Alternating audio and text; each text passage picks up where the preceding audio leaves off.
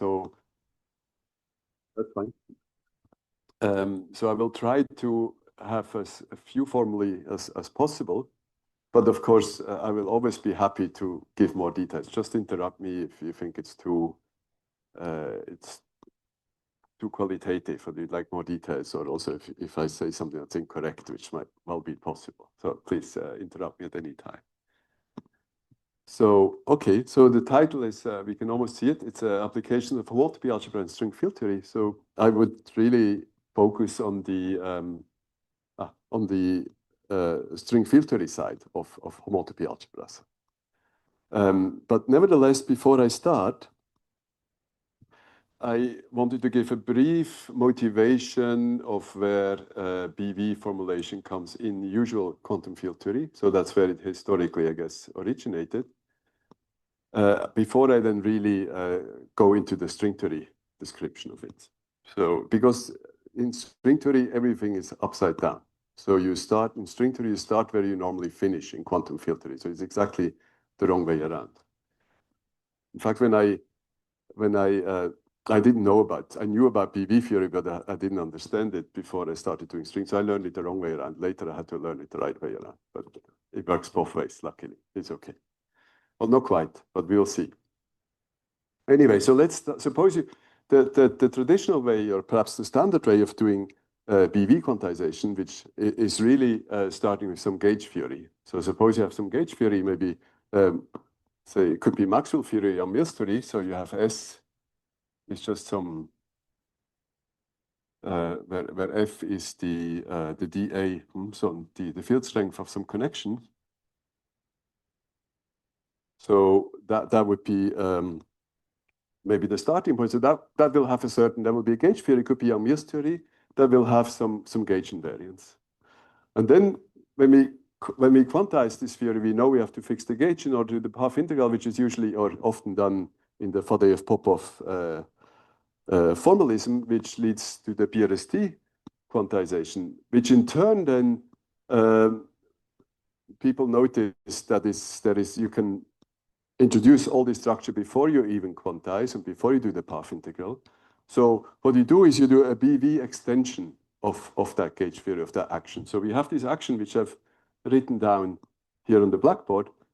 And as I say, please interrupt me at any time if there's something I write that's not clear. So we can do a BV extension of it. So we say we know there is some gauge symmetries. So you would add a term, perhaps something like this. You introduce anti-fields. So that'd be an anti-field. Sorry, I'm writing.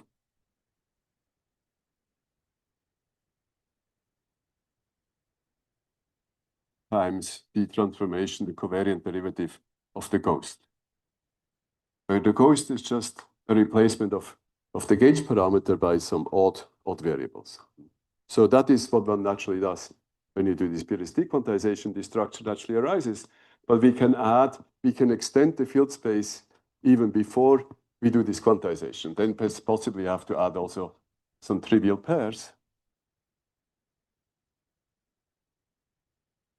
But that will not be relevant for us.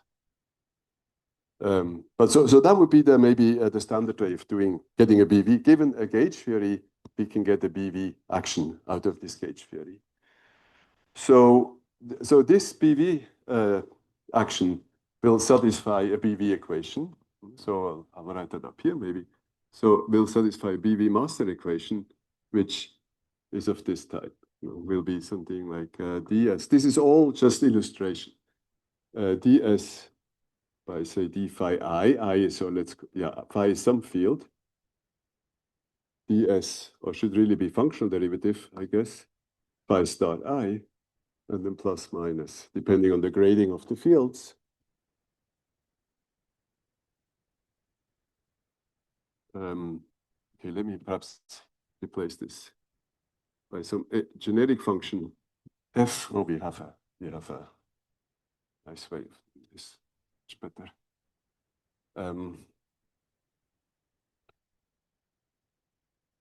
And then df d phi I ds by d phi star I, where the plus minus depends on the grading of the fields, if they're even or odd parity fields.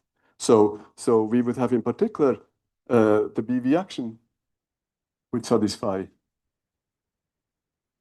the BV equation, the BV master equation, which really encodes the fact that this theory was gauge invariant to start with. So I'm sure we will hear more about this during this workshop. I think Yuchi will probably talk about BV also. So we will hear more about this, and this is not really the prime focus of my talk. I just wanted to explain a little bit what these words mean. So we start with the gauge theory. We have a BV formulation, which satisfies then a BV equation, master equation. Are there any comments or questions already? Okay, so that is the standard BV formulation. But then what we can do is we can say we have this BV action, which after BV quantization will be a function which depends on the fields and the anti-fields. And what we can do is we can now define a vector field by simply saying we define a vector field as being the BV bracket of S with something. Right? So that defines a vector field on some function f, and it can be acting on some function, which is nilpotent. V squared equal to 0 because of the master equation. So V is equal, but we can do more. We can say, suppose now phi is a solution of the equation of motion. So we have ds at phi 0 is equal to 0. So that means it's a classical solution. In that case, this vector field vanishes. So that's a critical point of this vector field. So a critical point of this vector field means we have a classical solution. So we can write V of phi as equal to V of phi 0 plus the first derivative, if we expand it around phi 0 times phi minus phi 0 plus 1/2 perhaps V2 of phi 0. So second derivative, phi minus phi 0 squared, I'm being qualitative here. And then, so we have these expansion coefficients, V1, V2, V3, and so on. And these expansion coefficients, they in turn have the definition of, I mean, they are the vertices of the perturbative expansion of the action. So here we're doing a perturbative expansion. And these expansion coefficients, let me denote them perhaps by Ln, and they satisfy the axioms of a homotopy algebra. So all I wanted to say here is that if we start with the gauge theory, we make a BV extension or generalization of this gauge theory, and then we expand this BV bracket around a critical point, so a classical solution of the action, the expansion coefficients, they satisfy the axioms of an L-infinity algebra.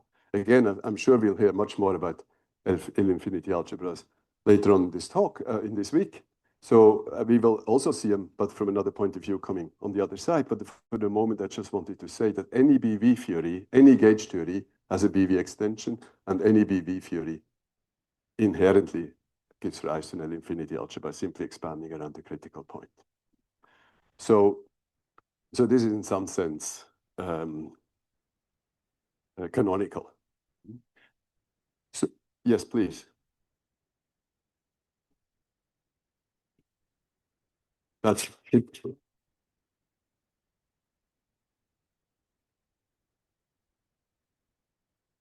Yeah. Question. So let me put this. Just the trouble. That indeed, so given a classical solution, say phi 0, we expand around that point, the critical point we get gives rise to an L-infinity algebra. Takes a different critical point, might give rise to a different L-infinity algebra. Sometimes they can be equivalent and sometimes not. So that's right. So there is also, should I answer also to this chat? Or? Oh, it's already good. Oh, I see. Very good. Okay, wonderful. Okay, great. So now where were we? So we have homotopy L-infinity algebra. Now, once you have, what's the use of it? There's many uses of it. There's many ways this can be useful. But one particular application of the L-infinity formulation of a perturbative PV theory is that what you can do is you can say you can take this L-infinity algebra, which you're given here, and you can ask, what does it induce? What kind of structure does it induce on the physical states? So among here, there's in particular the L1. So that's the V1, which squares squares to 0. And we can take the cohomology of L1, and that's what we usually call physical states. So they have some particular properties. So this will be the particles, what we call particles. So then you may ask, what happens? Maybe I should not go over there. So what happens if we now take these vertices? So these are vertices, some vertices, maybe quartic vertices. So if we take some vertices and we compose them like this, maybe. So there could be many compositions with propagators. So we just do Feynman perturbation theory. We do Feynman perturbation theory with a given set of vertices, but now we impose that the inputs here are elements of, let me write it right as H, are elements in H. So these are physical states, H invariant states, particles. So then this given an L-infinity algebra, which is just a perturbative expansion of the PV action, induces another L-infinity algebra on the cohomology. So we say this thing, we denote this by maybe S3, S2, because it has two inputs and one output. So there is this minimal model theorem, which tells you that the when you have a given PV action, a perturbative PV action, which gives rise to an L-infinity algebra, this L-infinity algebra induces another L-infinity algebra on the cohomology. And this other L-infinity algebra are this Sn, and the Sn are just the S matrices. So so given a perturbative field theory, this is one way of formalizing the Feynman perturbation theory for S matrix elements or amplitudes. So that is the structure of the left-hand side here. So we start with the gauge theory, we PV formulate it, we expand it perturbatively around the critical point, which gives rise to vertices which satisfy the axioms of an L-infinity algebra. Then we can, from this, compute various things, and we will hear more, I'm sure, from Kunosu here. Oops. No? But I'm from Yuchi also about this. So this is the field theory approach. And so this is going down. So I will go in the other direction. But before I go the other direction, let me now see if there are any more comments or questions.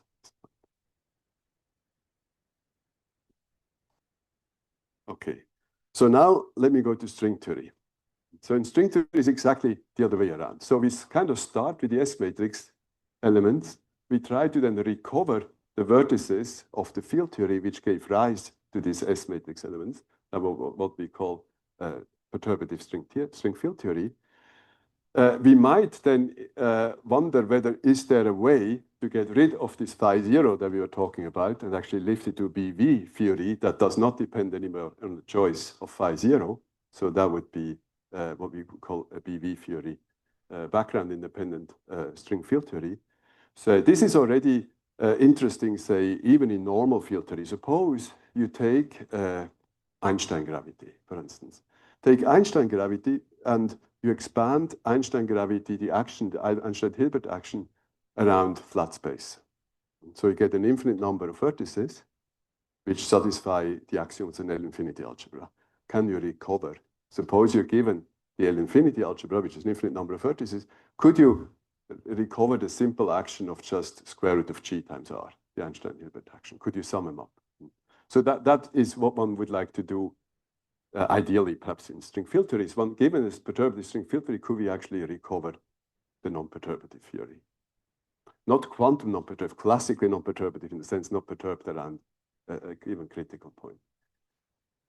So I'll have a little bit to say about that, not too much, but that will be what I said is maybe part 2 of this review. So part 1 is I will try to review this part, how we get the BV, perturbative BV action, which is the L-infinity algebra, out of in string theory. And then in the second part, if I have time, probably not today, but perhaps tomorrow, I will try to say a little bit about speculations of how could we go back to here. And suppose we were here, could we even then find the original gauge theory from which this came? This is perhaps not always obvious, at least it's not obvious to me, that I think as I try to argue, every gauge theory, every sort of normal gauge theory gives rise to a BV theory, but it's not obvious to me that every BV theory comes from a gauge theory. That may not be the case. So it's not even clear that there is some sort of normal gauge theory that would underlie string theory. It may be of a different type. Okay, so now I'm going to make a lot of noise. Closer. No, right. I could try with this, yeah. Which, maybe this one. Let's see what happens. Yeah, but okay. I'll try again. Okay, I'll just use this. It's better.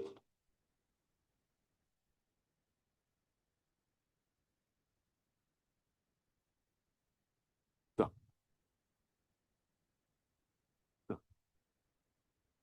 Okay, so as I said, in string theory, things are the wrong way around. We really get the BV structure come from somewhere quite different than in field theory. So the BV structure is in fact already there purely geometrically. And the way it comes about is that a string, perturbative string theory is based on Riemann surfaces. So we have tori or higher genus Riemann surfaces with punctures. So we think of these as punctures, and we think of them as the strings. Right? So these could be the external strings which scatter. So that would be the analog of this picture. And what we can do is we can say, let us try to decompose this Riemann surface, so the analog of this picture, into vertices and propagators. So that's what we want to do. So what we want to do concretely is we want to consider the diffeomorphism classes of Riemann surfaces. So we have these Riemann surfaces, so a complex curve with a metric, with a Riemannian metric, but we can fix the Riemann metric down to its, by diffeomorphism, we can fix the diffeomorphisms. There's still some freedom left, and this will be the moduli space. So what we want to do is we want to decompose this moduli space into vertices and propagators. That is our first job. And then we want to see what is the structure on this moduli space of this decomposition. So let me think of this. Let me start at this yellow region first. So it's 2 inputs, 1 output, or you can think of it the other way around. There's no ordering here. That will play an important role. And so this is conformally equivalent by an SL2Z map. This is conformally equivalent to a punctured sphere, a 3-punctured sphere. So this is my conformal mapping, which I denoted here, to a 3-punctured sphere. Now I make an assumption. I make an assumption that these circles all have length 2 pi. I can choose another length, that's also okay, but I should, once I've chosen a length, I should fix it, because I should keep it, because things depend on that length. That's like a convention. So let me assume that, say, all these circles have length 2 pi. So what I do is I can say this is conformally equivalent to a sphere where this length is 2 pi, then this dashed line together with this line is 2 pi, and then this one with this one is also 2 pi. So that's my cubic vertex. This is this cubic vertex.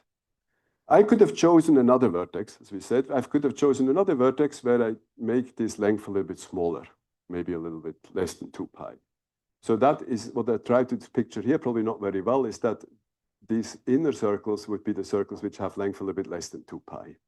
In string theory, we say we have a stopped vertex. So we put a little stop that comes out of these punctures. That is another choice, but you should not change your convention once you start calculating. You should not say for the first vertex, I use one convention, and for the second vertex, I use another convention. So once you fixed it, you have to stick with it. But other than that, you are free to choose one to start.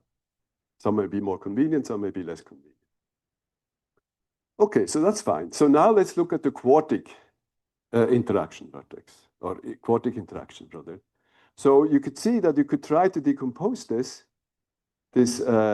four punctured Riemann surface into simply three punctured one with a propagator in between, just like we would do here. You could say, okay, you have some puncture or some vertex with propagator. So again, as I said, we have to stick to the convention that the length, the sum of these, I call this AB, B, B, A, then A, B, and then B, C. This is a C, sorry. A. So the length of these circles should be equal to 2 pi. And that was my condition. So I've made them in such a way that they all have length. Yeah, that's it. So now I may ask, could I actually obtain this by simply taking two of these cubic vertices, glue them together, and possibly put a propagator in between, which I try to sketch here.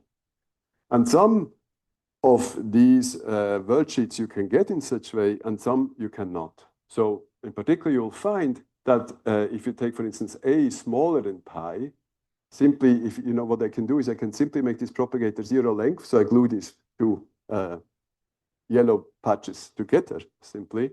I will never come to the region where A is smaller than pi, for instance. So that region I cannot get in this way. I say, okay, fine. So that means I have to add on top of this cubic vertex, I have to also add a quartic vertex, which covers that little bit of moduli space which I was not able to get in this way. So that's why string theory is usually a non-polynomial. It has higher order vertices. You cannot start with a cubic vertex and get the whole thing. So we need to add a quartic vertex. But not only do we need to add a quartic vertex, this quartic vertex is not just a point, but it is a whole region in moduli space, right? A whole region where A is smaller than pi is a one-dimensional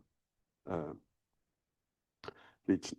So it's not just a point, but it's a region. So this quartic vertex is a region in moduli space. We call it a chain later. So now we have the equation. What we would like is that you will start with this quartic interaction or quartic amplitude, and you will decompose it into a part which comes from propagator plus cubic vertex plus a part which is what we call a fundamental quartic vertex. And that gluing should be smooth. There should be no boundary between them as you can go into this region. That is a statement that when pi A is equal to pi, so this is the boundary operator of this region. When A is equal to pi, then you should match onto the gluing of two cubic vertices. So there should be no boundary in between. That's this equation. And that's a very important equation. That's the geometric PV equation. And everything follows from that. So this is the thing. So I will explain this a little bit in more detail. So, but let me just maybe write it here quickly. So what we've done here is we've just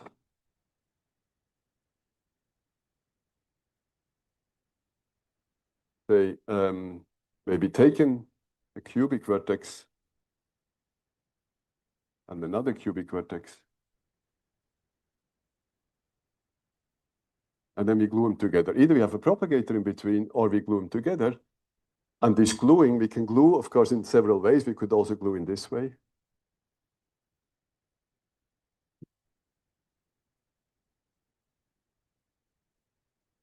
That's also possible. And so this symbol, which I'll explain a little bit more formal on the next slide, is precisely simply representing this gluing of vertices with 0 length propagator in between.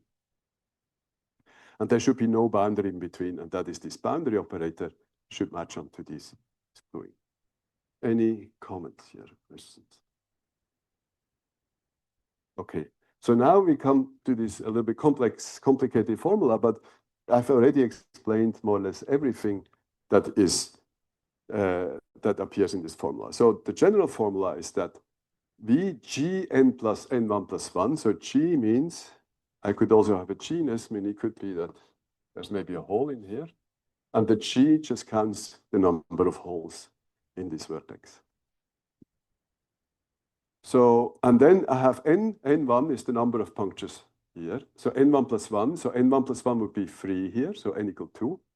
And then here n2 would be 2. And then because I glue two circles, they will be gone on the right-hand side. And so that is the gluing. So I glue along these 1 extra punctures. And this A dot AB just simply means I glue the puncture A with the puncture B. And I sum over all perturbations which keep some order. So these are shuffles or unshuffles. And I sum over all perturbations because you saw we could identify these 2 punctures, but we could also do it in this way. So there is many ways of gluing, so we sum over all of them. And there may be some signs associated with it. So as in geometry, we would say we associate to such a vertex, we associate a chain in moduli space. So P hat is the moduli space of Riemann surfaces of genus G1 and n+1 punctures. And by hat, I mean I've already taken the diffeomorphism classes. So I gauge fixed the diffeomorphism. I brought the metric in as simpler form as I can, which is allowed by the diffeomorphisms that I have on the Riemann surface. So and then I have, so dot just means I consider 2 vertices, 3 vertices, 4 vertices, 5, all of them. So it's just the sum, it's the direct sum of all of these vertices. And then invariant just means it's invariant under permutations of the punctures. Because there is on the Riemann surface, a priori, there's no way to label the puncture 1, 2, 3, that they are different. They're all same type. So I can permute them. So that is what we say. This is the chain complex of, which is the decomposition of the moduli space of various number of punctures and possibly genus. And they should be invariant under the permutations of the punctures. And this is this moduli space of Riemann surface. So and the gluing of this is precisely this formula. So as I said, the AB is simply identifying 2 circles. So this puncture with this puncture. But there's another possibility. I could also have such a thing. And I could simply identify these 2 circles. So I can, within the same Riemann surface, I can identify 2 circles. So that is denoted by dot AB here. So that's like an internal gluing. That increases the genus by 1, right? It makes a whole. It's usually denoted by BV Laplacian for good reasons.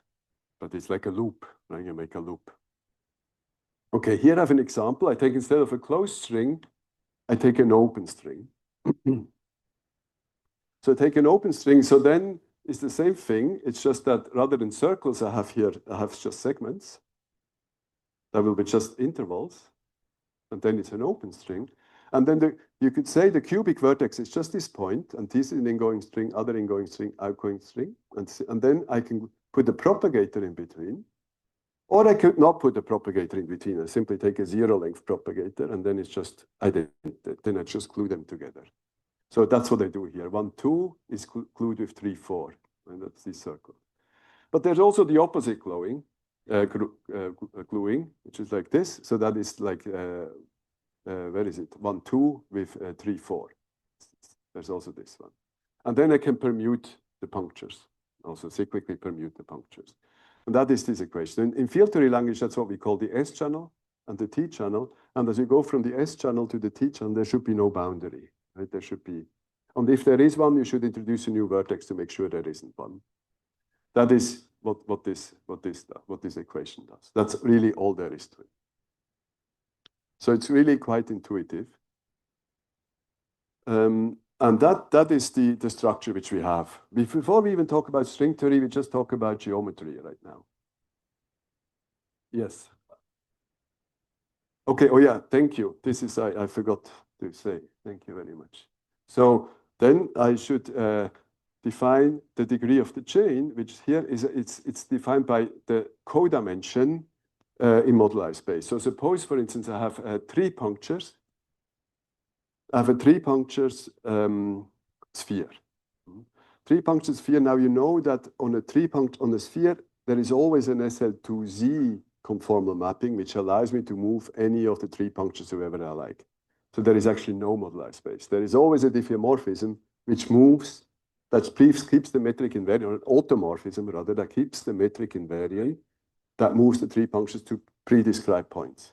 So the dimension of the moduli space is actually 0 for a three-punctured sphere. So in that case, if I take, for instance, the dimension of the vertex, which was just a point, and the dimension of the moduli space, they're both 0, so the codimension is also 0. So the degree will be 0. However, if I take a four-punctured disk, for instance, four-punctured sphere, then the cubic vertex will have a codimension 1. So because the cubic vertex is just a point, but the moduli space is now, because you have four punctures, is one-dimensional. So the codimension will be 1, and that will be the degree of this chain. And so that's how we associate the degree in this complex. Thank you, I forgot to say. Okay, so that's the structure.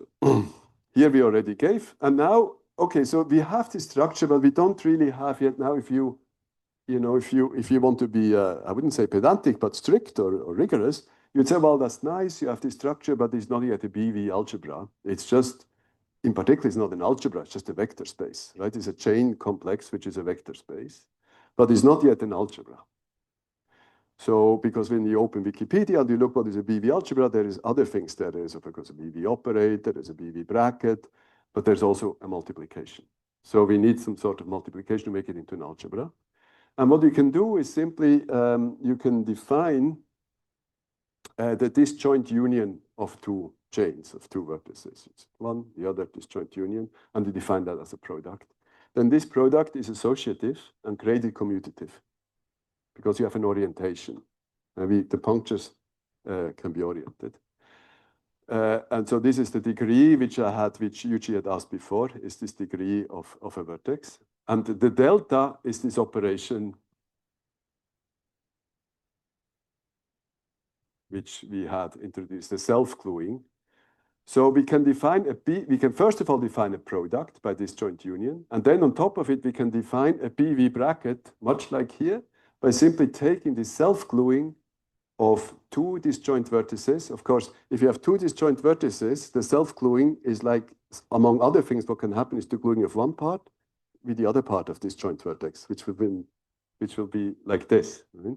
But you can also glue the two same parts of the disjoint vertex, then it will be like a delta. So you have to subtract it.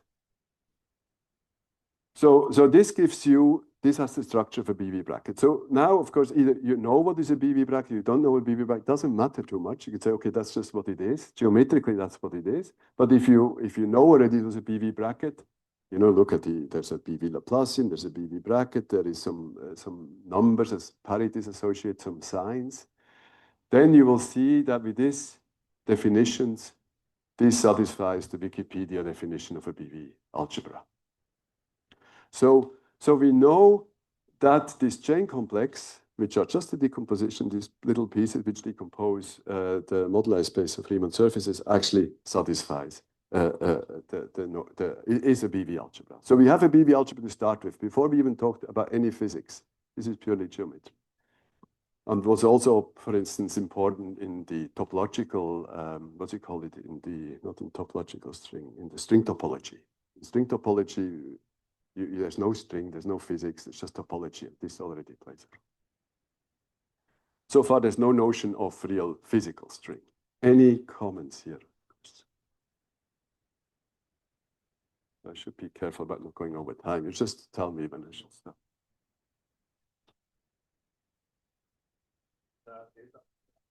Delta square is equal to 0. Yeah.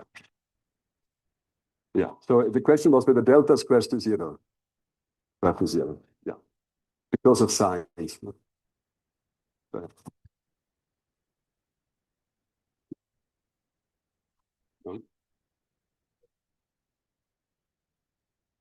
Okay. So was that the question? Yeah. So just because of the signs associated to, okay, I've done it, is that the delta square is to 0, because you sum over all self-contractions, but then they come with signs. Because of orientation, you change, and then they add up to 0. So it's, now it's still, yeah. In the previous slide, what is the partial definition of partial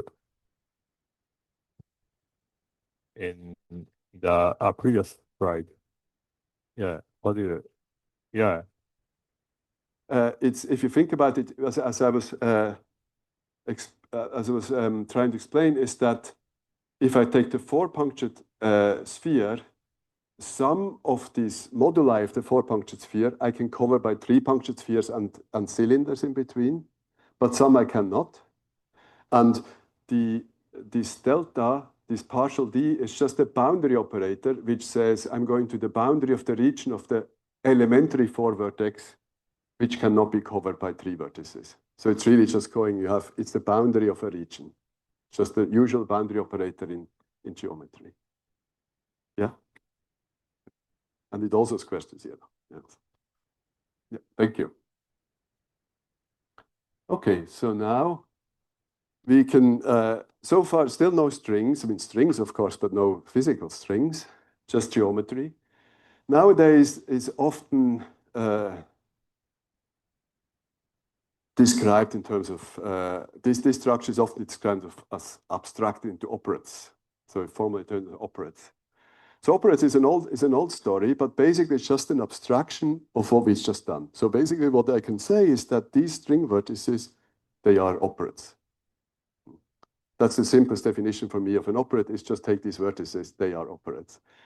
So the way you can think of it is you take these vertices, you see, from the string theory point of view, there's no difference, because this is three-punctured spheres, there's no difference between inputs and outputs, right? They're all equivalent.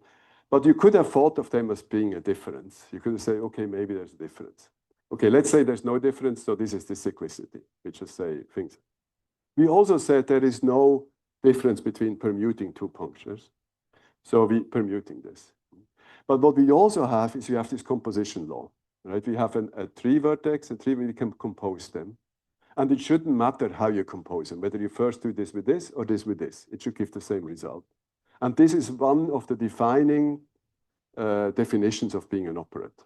So if you have this structure, then that means these are the properties, and now come some fancy words, is the properties of a morphism of the Feynman transform of a twisted modular operate. Okay, let me explain briefly all these words, and then you know what is operate. That's really, so let's start with twisted. The twisted simply means that this gluing, you give it degree 1. Normally in operates, you say it just has degree 0, but this BV bracket has degree 1. So you give it a degree, increases the degree by 1. It makes sense because you see, as Yuji was saying before, if you take the codimension of a quartic vertex, of a generic, what is a chain is a region in the moduli space, so it's codimension 0. But if you just glue two cubic vertex together, there's no region that has codimension 1. So the gluing should have a degree. It increases the degree. So that's what twisted means. Modular means that you can have holes. If you didn't have holes, then it would not be a modular. You just call it an operate, not a modular operate. And the com means that you're commuting puncture. You're allowed to interchange punctures. So that you identify by permutations of puncture. So com means commutative, mod means you have holes, twisted means you have the gluing has a degree 1, and the Feynman transform means basically this, that you do what people often call the bar construction in homotopy algebras, which is like you take many holes, many circles, you contract some of them. Oops. Or maybe let me do a little bit more fancy.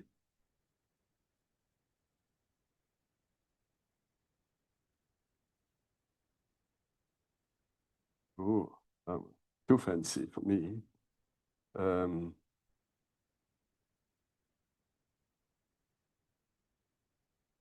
Something like this, and then maybe this one does nothing. And so I take all these sums of some would do nothing, and then I can do it again, compose again. That's often what's called, you consider an infinite dimensional space of circles, although you only few of them really take part. That's usually what often called the bar construct. For co-algebras, it's called the bar construction, and here it's called the Feynman transform. So if you know what is a bar construction, you know what is a Feynman transform. So these are fancy words, and so then the operate is just an abstraction of what we've just done. You know. Of course, you can generalize a little bit, but that's it. So you can think of what we've just done is we've taken an abstract object with these properties and we've represented them on the geometric vertices on moduli space of Riemann surfaces. And we said, people would say this is a morphism going from here to here on the chains. So now we know what is operates.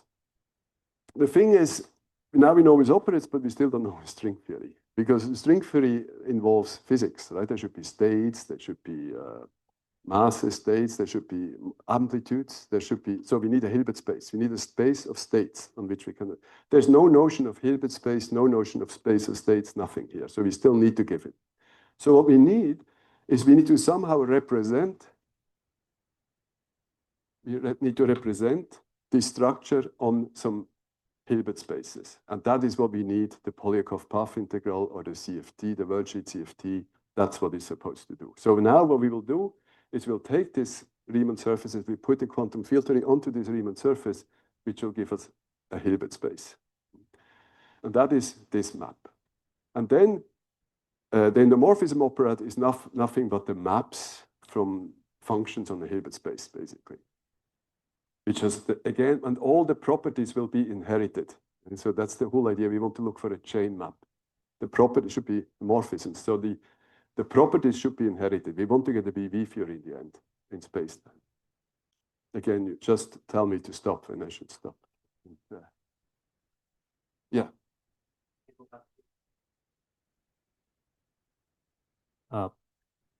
I'm confused with your statement, like string field theory equates to representation of this off-shell. So you're saying that string theory is, like without bracket, can be thought of as a representation on the on-shell state? String theory will be on the on-shell state, and string field theory will be on off-shell states. I see. Yeah.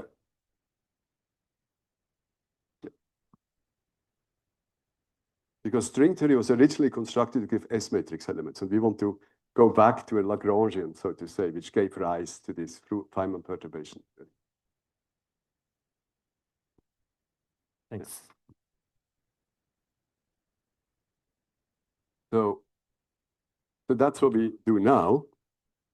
Now we want to get string field theory. So we start again with our Riemann surface, and we want to decorate these punctures with states, with some states. So let's take, what we do is we take some complex plane. In the complex plane, we insert a field, which I will explain a little bit more what this is, at the origin, and then we map it to these different punctures. I mean, different fields. So this is the Hilbert space, so to say, and you map it to these punctures. Okay? So there's a well-defined way of doing that. In conformal field theory, usually it's called a vertex operator. So you insert a vertex operator here, which is this vertex operator now depends on what kind of quantum field theory you put on this Riemann surface, but we will take a very specific one, and then it's clear what these are. And each vertex operator, so which is a field inserted at the origin in the complex plane, corresponds to a state. And now what we need is a J map, is that we need a map F which maps these states such that if I take the BRST differential, so this I will explain in a moment. Let me say, just say it for now, then explain a little bit more precisely in a moment.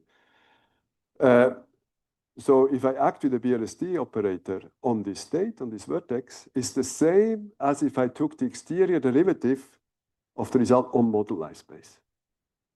So one is I do something to this puncture. That's the Q. I active linear operator on this puncture. Or I do something, I take an exterior derivative on the moduli space. Suppose I have such a chain map. Once you have such a chain map, you have a space-time BV theory. And why?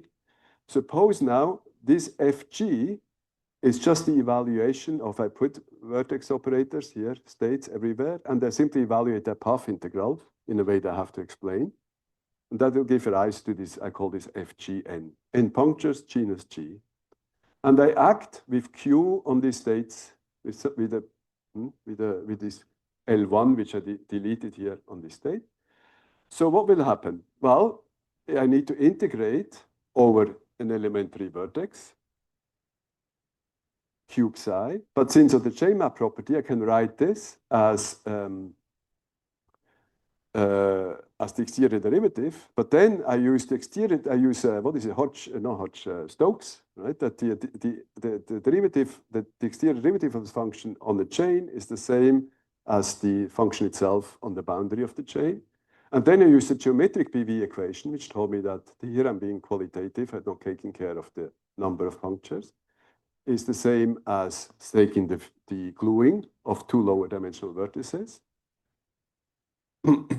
And then if I evaluate this, this gives me the gluing of the vertices, and then, gluing of vertices, and then I define this, on the other hand, as being the quantum field theory expectation value of this F on these lower dimensional vertices. And then if you have the self-gluings also, then you will get this extra term. So, and this is just the PV equation in space-time, or in your target space. And so now you say, these things live on the endomorphisms, those really acts on state. Psi is a state, Q acts on this state. So now I have a BV equation on states. So now I have physics. So I need such a chain map, which translates these geometrical properties into something physical. And that maybe I will describe it here.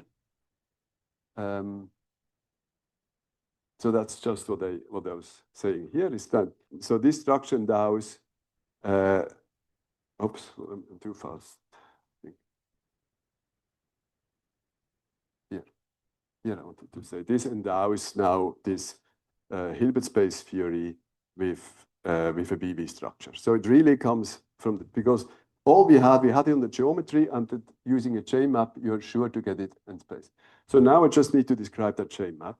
And that's where the Polyakov path integral comes into the game. So what I do is I take an embedding of my Riemann surface in space-time. I have a Riemann surface, I think of it as a string that propagates in space-time.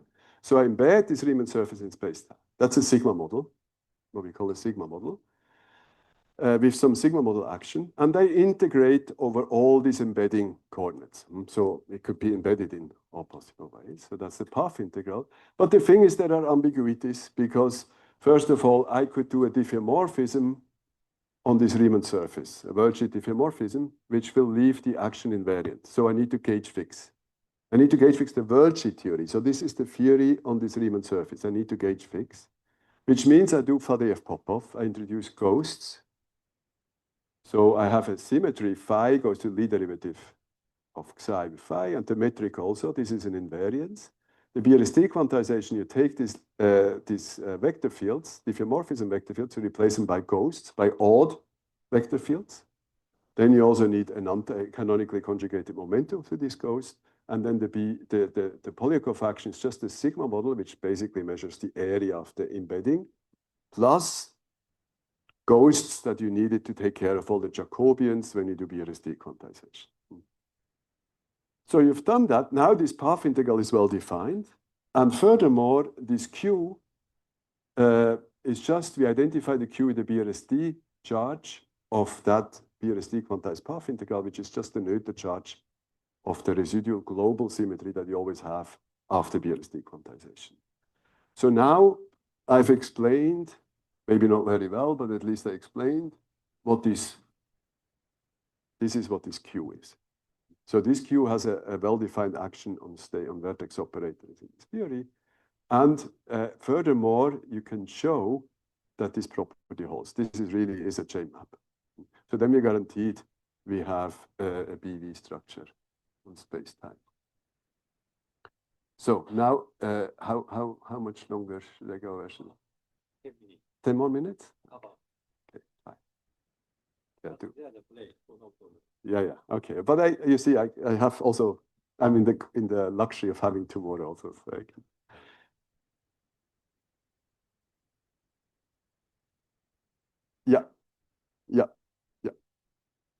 Yeah, exactly.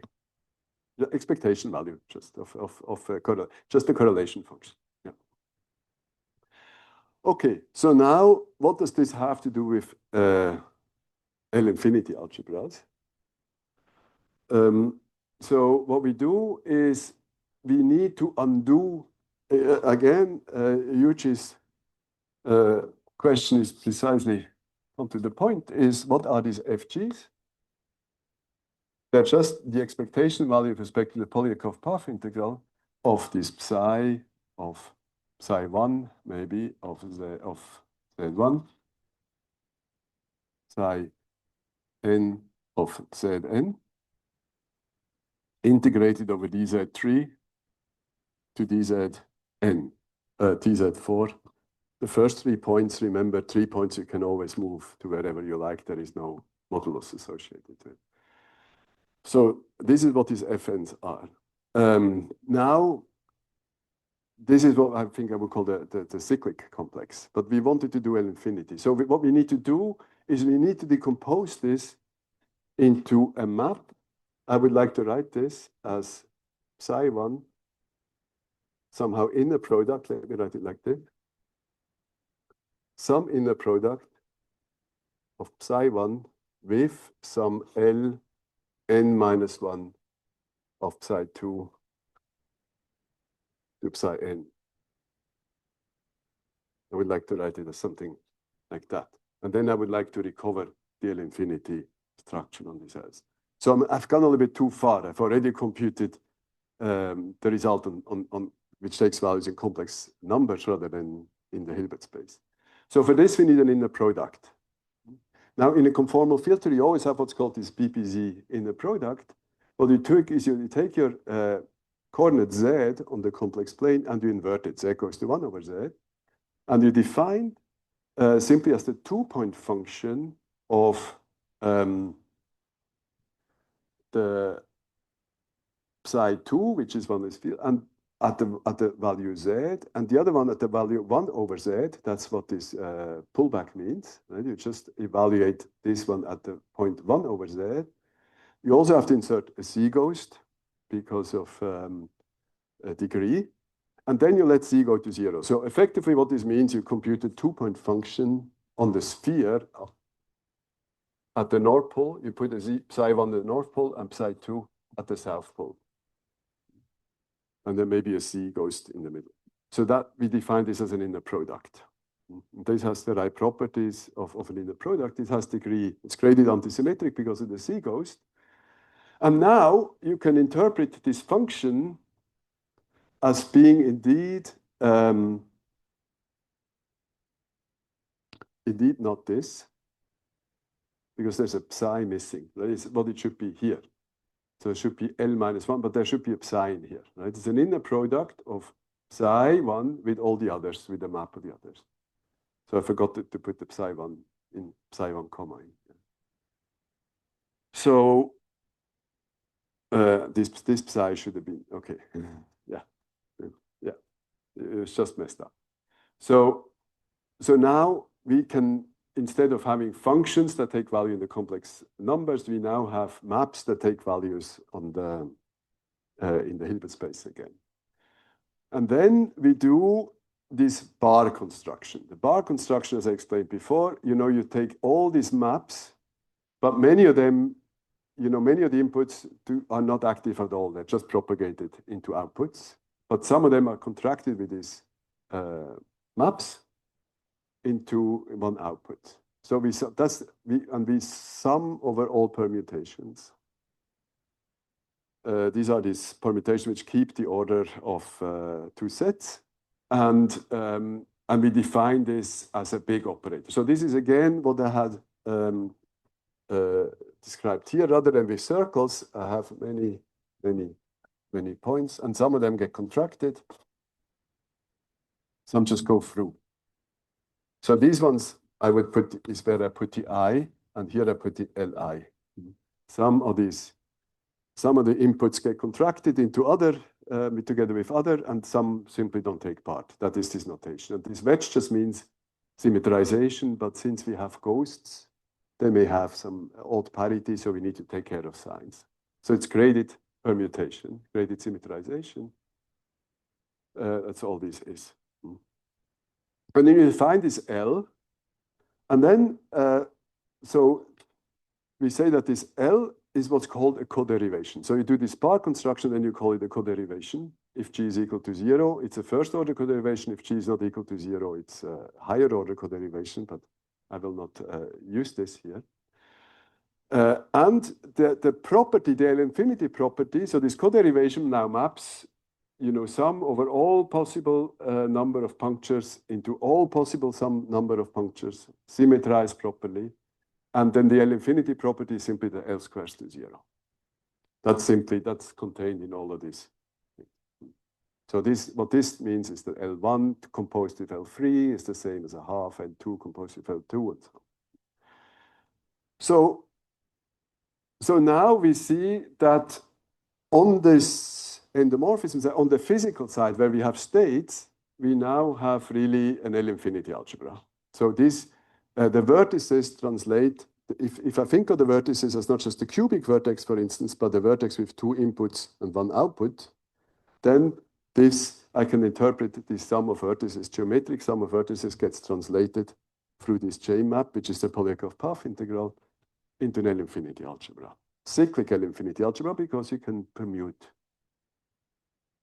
So that is, so now we are there. So let me see. I'm sorry? In my lecture, I will stay completely in the classical theory. If I added, that's indeed, so here, okay. So now, if I remove this condition, I have to put holes in here, and then it's a little bit different story. I mean, you'll probably talk about it. So I get either the loop homotopy algebra, or you get an IBL infinity algebra, depending on, these are in some sense equivalent formulations of the same thing.